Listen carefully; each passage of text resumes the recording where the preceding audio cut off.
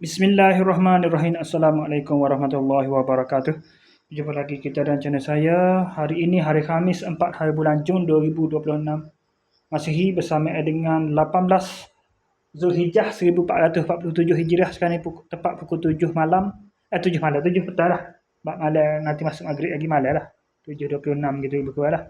Masuklah malam lah. Okey, ya, warna gelap pula dah. Okey, 7.26 masuk malam lah. Okey, seperti biasa video daily report kita untuk hari ni. Lepas pada buat video daily report kemarin, saya tak keluar ke mana-mana, saya tak pergi mana-mana. Panjang tu memang sepanjang malam tak pergi mana-mana, lepas tu semaya isyak, lepas semaya isyak semaya maghrib, lepas tu semaya isyak tidur. Lepas tu tidur tadi bang pada pukul 7 pula dah. Pukul 6.50 pagi. Bukan dah 9.50 tak? 9.50 awal sikit je tadi. Pukul 40 minit pagi bangun mandi terus main subuh. Makan sarapan, lepas makan sarapan tu 7.50 kata. Pukul 8 tu Pak. Pukul 8.10 tu barulah keluar pergi tempat kerja, terus direct buat kerja tak singgah kedai fikri mana dah. Banyak hari dah tak, hari ke berapa? Hari ke berapa? 3 dah tak? 3 ke 4 dah. Lepas tu seperti biasalah.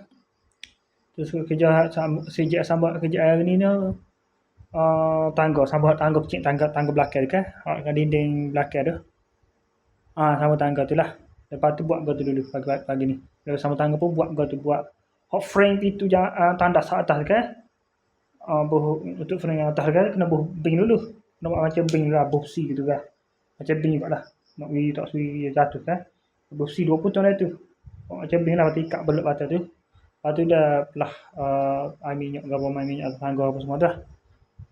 Lepas tu siap kerja ni dalam pukul start kerja dah dari pukul 9 dah. Saya tunggu banyak, tunggu kepala tukang mari lah. Lepas tu pukul 9. Sampai dah 8.50. Maknanya start kerja dari pukul 9 jugalah. Balik tadi dalam pukul 3.40 juga saya balik. Siap dalam pukul 3.36. Sebab bagai 3.38 balik. Lepas tu semaya Zuhur pada 3.50 minit petang. Bangun mandi lepas 3.50 minit petang dah. Bangun lah. Semaya 3.50 minit petang, lepas tu adik relax kejap. Mujur tak dengar, senggut tak dengar. Lepas tu semaya asar pula pada pukul 9 petang. Lepas tu satu dalam 9.20, 9.10, 9.16 terus keluar pergi tu lah. Main pusing-pusing ikut kapung tu, tak ada kerja kapung. Nampak pusing-pusing kat tu, pusing-pusing ikut kapung tu. Tak ada masuk baru lah, ada pusing kat tu. Lepas tu tak nak gimana pun lewat dah kan. Telefon ni tinggal tadi. Ajak nak pergi tu, nak tengok jam mudah nak bajet masa nak pergi Kedah. Tak ada pergi Kedah, kau nak klik tu. Siapa dong habis 9.50. 9.50 tak sampai rumah ni. Lepas tu dah duduk relax kejap. Pukul 7 ni terus buat video daily report ni. Okey, saya sekarang saja untuk sesi video daily report kita untuk hari ni. Assalamualaikum, jumpa lagi. Bye.